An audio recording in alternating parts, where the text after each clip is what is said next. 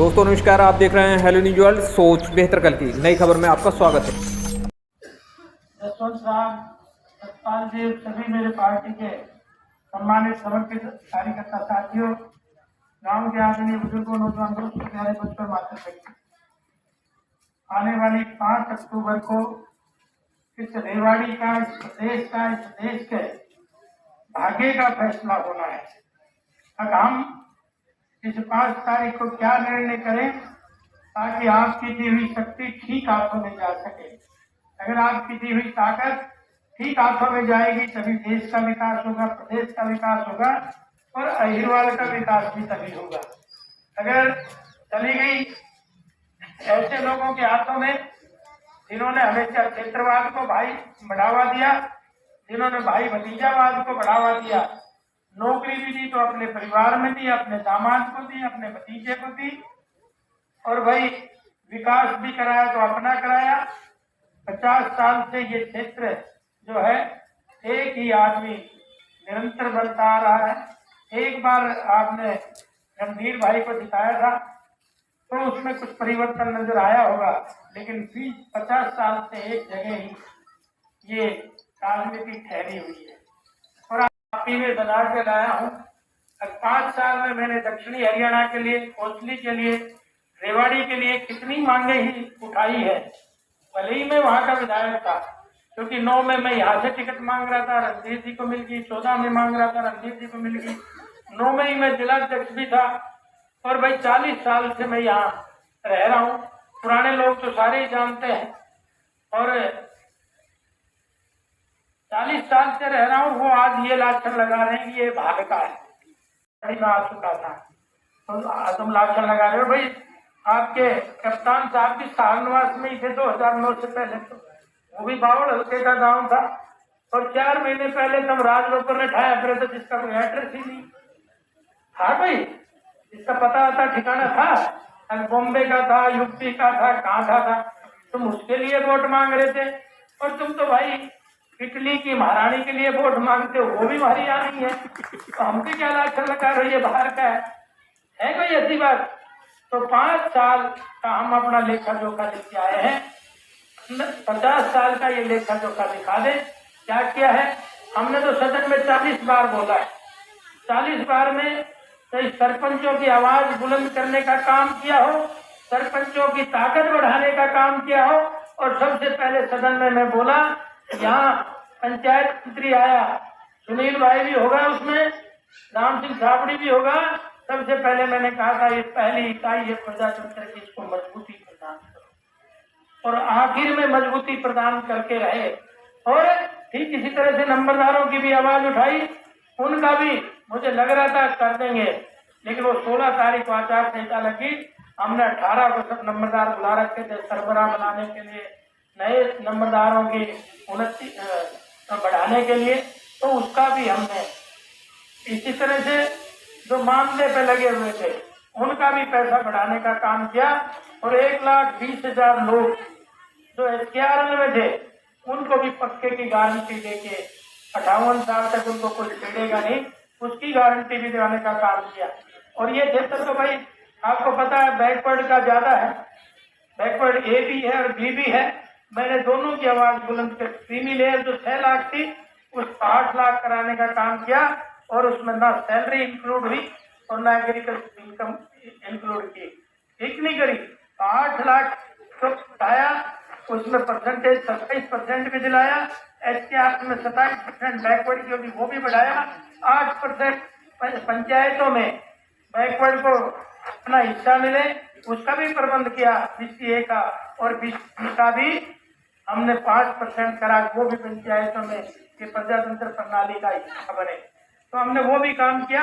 और साथ में भाई जब जाते ही मैंने 19 में पहली बार सदन में जब मैं पहुंचा, तो किसान का बेटा हूँ, मैंने कहा जी हमारे दक्षिणी हरियाणा में तो सरसों होती है, गेहूं तो लोग खाने मात्र ही बोलते हैं, बाजरे की भी कीमत बढ़ जाए तो बाजरा भी एक दूसरी फसल हमें मिल जाती है। तो 900 रुपये जब बाजरा बिक रहा था, जब मैं गया, जब हमने 1100 रुपये MSP था, 900 में बाजरा ले रहा था, MSP भी पूरी नहीं मिल रही, लेकिन हमने उसको आज 2650 रुपये है। एमएसपी पे खरीदा भी गया और नहीं खरीदा गया तो उसको भावांतर दिया कि नहीं दिया। और जिस संहिता लगी थी हमने 15 की शाम को ही 530 करोड़ रुपए हर जमींदार के 1 एकड़ को 2-2 हजार रुपए देने का काम किया, क्योंकि किसी की डिमांड थोड़ी थी। ये तो हम किसान में बैठे हैं, जहाँ भी उनको सहयोग दे सकते हैं उसका भी दिया, आरक्षण को भी बढ़ावा दिया, सरपंचों को भी बढ़ावा दिया। तो कोई ऐसा नहीं जो पूरे हरिद्वार क्षेत्र के लिए आवाज। और भाई सबसे पहले मैं गया तो मैंने 11 रुपए की मांग उठाई, क्योंकि ये एरिया जो है सेना का भी है। अगर सही मायने में ये 40 शास्त्री जी ने अगर कोई नारा दिया था जय जवान जय किसान का, तो मुझे लगता है वो मेरे क्षेत्र को देख के दिया होगा। यहाँ जवान भी जिंदाबाद है और किसान भी जिंदाबाद है। जवान इसलिए जिंदाबाद है क्योंकि आजादी से पहले नेताजी की घोष में राम जी के नेतृत्व में और आजादी के बाद बड़गांव की लड़ाई हो, गोवा की लड़ाई हो, हाजीपुर की लड़ाई हो, सुजानगढ़ की लड़ाई हो, कारगिल की लड़ाई हो, शांति सेना की लड़ाई हो, मेरे क्षेत्र के लोगों ने कभी पीठ में गोली नहीं खाई, छाती में गोली खाने का। तो इसलिए जवान जिंदाबाद है और किसान जिंदाबाद है, क्योंकि यहाँ इस कल्लर पानी में भूल के क्षेत्र में कैसे अनाज पैदा होता है ये मेरे यहाँ का ताकतवर किसान ही पैदा कर सकता था। आज तो सब लोग उन्नति की राह पे है, लेकिन उसका आधार यही था, या तो बैंक नियोजन की हमारे या खेती किसानी की, उन दोनों को ही हमारी सरकार ने किया है। अब 15 सितंबर 2013 में सतीश गोला जी जब जिलाध्यक्ष थे, मोदी जी आए थे, वो आरोपी की घोषणा करके गए थे और तो ये भी कहते गए थे भाई हमारे देश में रक्षा सुरक्षा की एक चीज भी नहीं बनती। तो मैं 10 साल का जो देख रहा हूँ क्या, आज हमने मिसाइलें भी बनाई, लड़ाकू विमान भी बनाए, तेजस भी बनाया, बंदूकियां भी बनाई और जूते भी हमारे देश में बनते थे, लेकिन आते थे बाहर विदेशों से। बहुत सारे लोग कमीशन जुड़ता था और वो परिस्थितियां भी खत्म करने का काम किया। क्या नहीं किया? तो कांग्रेस के राज में तो बसों में लिखा होता था, क्या लिखा होता था? कोई भी लावारिस वस्तु बम हो सकती है, लिखा होता था कि आप सुनने में समझते हैं नहीं तो मेरे समझ तो उसमें लिखा होता था लावारिस वस्तु बम हो सकती है। जब बॉम्बे में बम से इंक्वायरी आई तो एक आतंकवाद को कहा है, इंक्वायरी आई तो आतंकवादियों का हाथ है, सीमा पे 15 से तो उसने कहा इसका आतंकवादियों का हाथ है। फिर देश की जनता ने समझा इस हाथ को सारी समस्याओं की जड़ हाथ है, फिर हाथ को हटाने का काम किया और आप सब लोगों की ताकत से कमल खिला के नहीं खिला, और जैसे ही कमल खिला आज विश्व को हाथ लगाने का बढ़ता कि नहीं बढ़ता? तो बढ़ता है ना।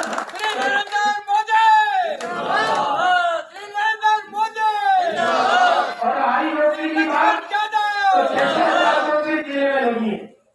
इससे पहले मेरा बच्ची मेरा घर के काम नहीं होता था, 6,000 नौकरी देने से लगी है कि नहीं लगी है? तो वो भी रिकॉर्डेड है। ऐसी अनेक चीजें हैं। परसों में कोई भजन गा रहा था किसी गार्डन में, तो बोले ये तो अपोजिशन वाले बोले तो भजन गाता है विधायक बन के। तो मैंने कहा भाई मैं तो भजन गाता हूँ कप्तान साहब, लेकिन मैं आपकी तरह अल्लाह अकबर तो नहीं कहता, अल्लाह ताला तो नहीं कहता। मैं तो आपकी संस्कृति को सजो के रखने वाला हूँ, उन्हीं के लिए पैदा हुए हैं। और भाई ये घना अल्लाह अकबर करेंगे तो कम से कम रोटी खाकर इतना मत करो, इतना मत देखो।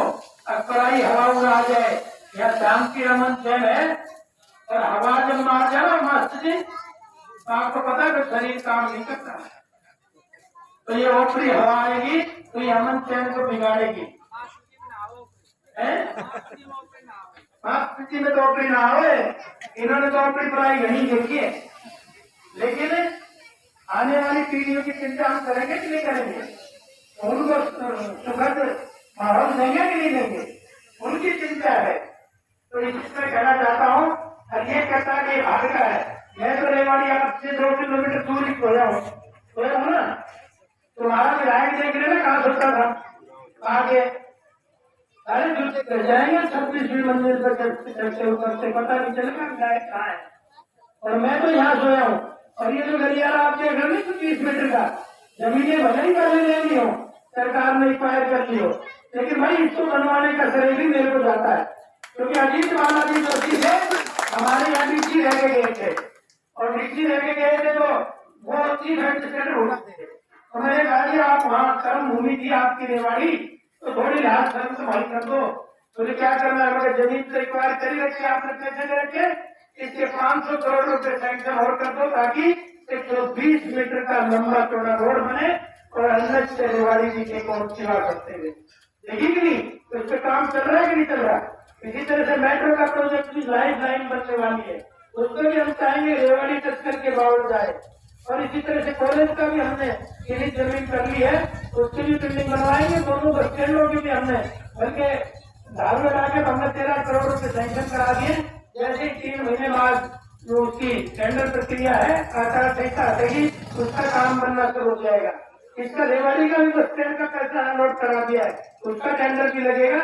तो ऐसी स्थितियां तो सारी, और भाई पानी बिजली पे फोकस करना हमारा मुख्य काम है, क्योंकि रात को 2 बजे भी बिजली आ जाएगी, रात को 2 बजे बिजली चलेगी तो किसी का फोन आता है, बोलो विधायक जी क्या कर रहे हो, मैंने कहा 100 बजे तेरे फोन का इंतजार कर रहा था। तो आज हम इतने तासीर हमारी आदत होगी कि 1 घंटा भी हम बर्दाश्त नहीं कर सकते। जो मशीनी युग में रह रहे हैं तो बर्दाश्त भी करना चाहिए, लेकिन पहले से बिजली पानी ज्यादा आता है, और पानी का भी, ये आपका नहरी मंत्री था, तो नहरें करी थी, खटावली अंडरग्राउंड लेगा थे, खानवास ले गया था। 2014 में रणदीप के लिए वोट मांग रहा था, लागू हुआ आपको, अगर तो नहर आ रही थी, वो होगी पानी की बुलेटबाजी, अंडरग्राउंड ले गया अपने खेतों में, और वो अभी बाहर पानी नहीं पी सकता। तो मैंने कहा इरीगेशन मंत्री हो, हमने 200 करोड़ रुपए के नहरों में काम कराए, ये 200 कृषि पानी आ रहा है जेलर में, तो 650 कृषि कराने का काम किया। कैनाल में 450 11.5 कृषि पानी, और सारी नहरें खुदवाकर सारी जमीन बनाने का काम किया है। तो भाई मुख्य रूप से मेरा 6 चीजों को फोकस रखा, बिजली, पानी, शिक्षा, चिकित्सा, सड़क और सुरक्षा, क्योंकि ये अगर चीज हम करने में कामयाब हो गए तो आम गरीब आदमी से लेकर अमीर आदमी तक उन सब चीजों से आदमी कर सकता है।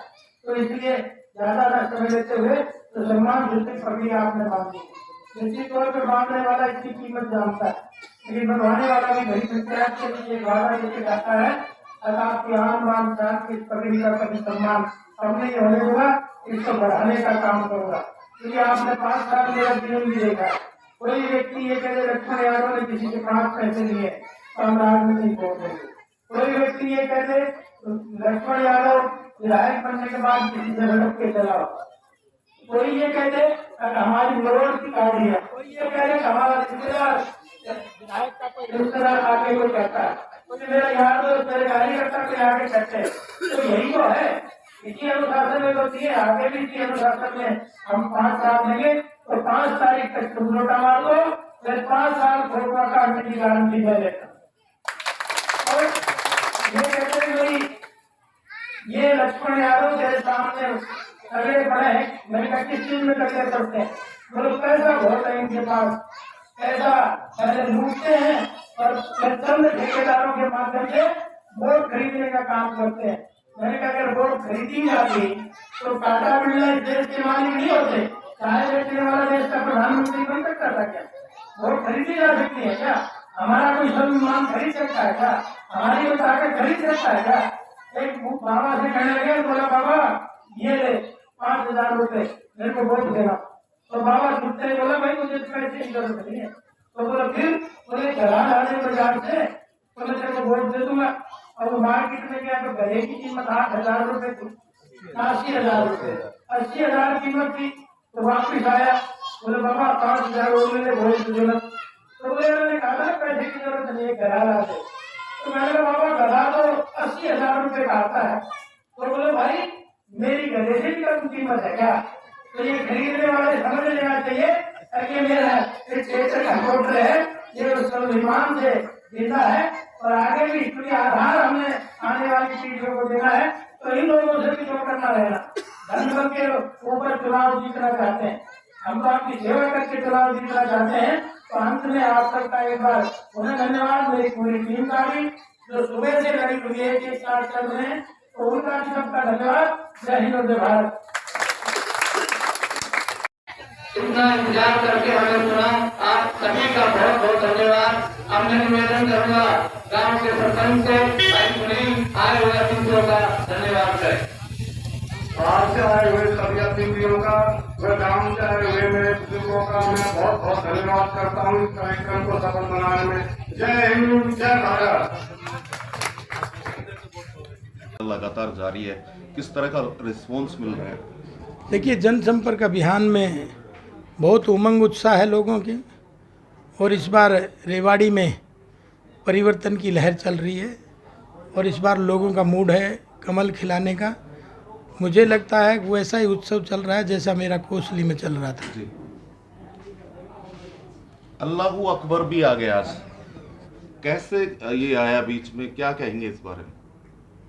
एक कोई छोटी सी टिप्पणी आई थी, मैं कोई जागरण में भजन मैंने गाया था, जी, तो किसी ने कहा था कि वो तो भजन गाता है। उन्होंने ये भी कहा था कि पूरे 5 साल कविता गाते रहे हैं घोंसले में। नहीं, उनको कविता गाई है ना, जी, आप भी किमी गा दो, किमी कर दो। ये 50 साल खोदी रेवाड़ी की, कुछ तो कर दो, अपना कहीं तो टैलेंट दिखा दो। जी, और कविता कोई ऐसे ही गाई जाती है क्या? कविता लिखने वालों ने और कविता गाने वालों ने तो सैनिकों में भी जोश भरने का काम किया है, सीमा पे भी जोश भरने का काम किया है। कविता एक आधार है इस देश का, दिशा बदलने का, समस्याओं को बाहर निकालने का। तो ये भी एक लैंग्वेज है कविता। कौन कहता है कविता इतनी वो है? तो अल्लाहू कविता अकबर।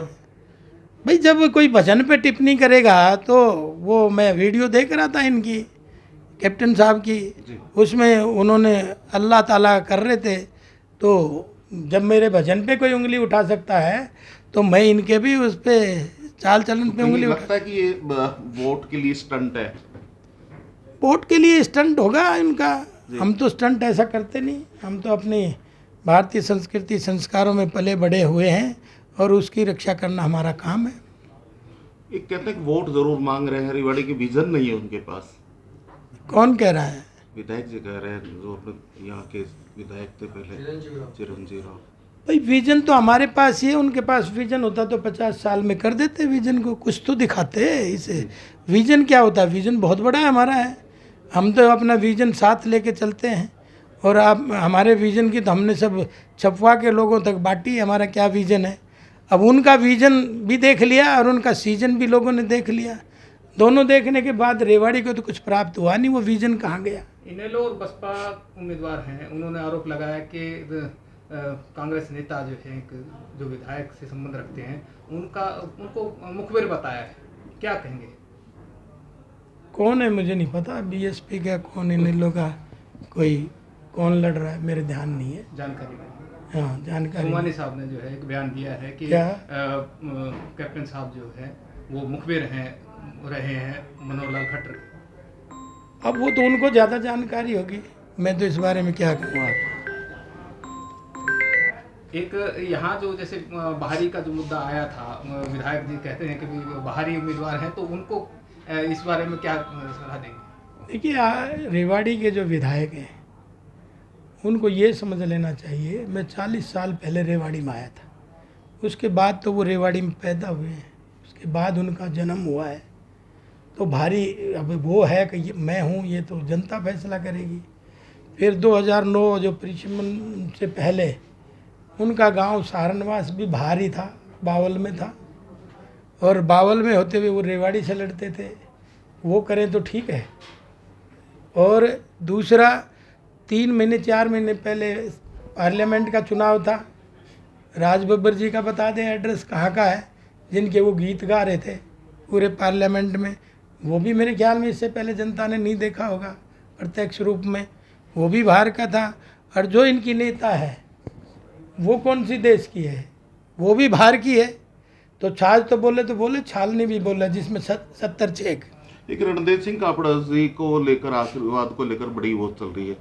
कल विधायक जी चिरंजीव राव ने कहा था, जो यहाँ थे, कि उनके पास चिरंजीव राव का जो है आशीर्वाद प्राप्त है रणधीर सिंह का। उसके बाद में उन्होंने मना कर दिया कि मेरा किसी के साथ कोई आशीर्वाद नहीं दिया। इसको लेकर बड़ी रसाकसी चल रही है।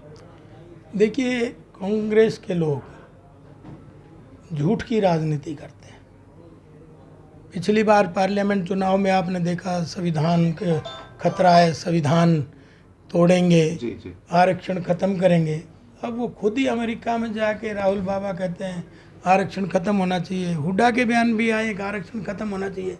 4 महीने में बदल गई। अब भी कोई नया सब गुफा छोड़ा होगा लोगों को गुमराह करने के लिए, और ये उनका कल्चर है झूठ बोलने का, तो मैं उसको ज़्यादा तवज्जो देता नहीं। भाजपा ने सबका साथ सबका विकास का एक नारा दिया, उसके बाद में विधायक जी की ओर से एक गांव में ये बयान दिया गया कि 65% पैसा एक गांव में लगाया गया। क्या कहेंगे इसमें? कौन से गांव में लगाया गया? हमने तो समान विकास सबका किया है। हमारी वो सरकार नहीं है जो जिले तक सीमित थी। विधायक जी कहते हुड्डा हैं साहब की जिले तक सीमित थी, 2 जिलों तक सीमित थी सारी सरकार। हरियाणा का सारा पैसा करोड़ रुपए मिले, और हमें 2 करोड़ रुपए जो MLA आदर्श योजना है उसके तहत मिले, तो उनको भी उतने ही पैसे मिले। तो कहीं हमने भेदभाव नहीं करा, और ना हमने ये देखा कि हमारा MLA है, लेकिन हमने तो सबका साथ सबका विकास करने का प्रयास करा, तभी तो रोडें आज ठीक है। अगर पैसा नहीं देते तो कितनी दुर्दशा होती, क्योंकि लोग तो हमारे ही हैं। सरकार ने विधायक को पैसा दिया मगर विधायक ने सही से वितरण नहीं किया, तो उसमें कहीं सरकार अगर बनती है भाजपा की सरकार तो कोई जांच होगी? देखिए उनका तो कल्चर यही है, वो तो मुंह देख के टीका करते आए हैं। उनकी तो विचारधारा यही है, नौकरी लगी तो उनके परिवार की लगी, तरक्की हुई तो उनके परिवारों की तरक्की हुई। नौकरी 2 जिलों में सिमट के रहेगी पूरा हरियाणा प्रदेश की। आज पहली बार 6000 नौकरियां बिना पर्ची बिना खर्चे जिला रेवाड़ी को मिली है। कभी सोच सकता था आदमी?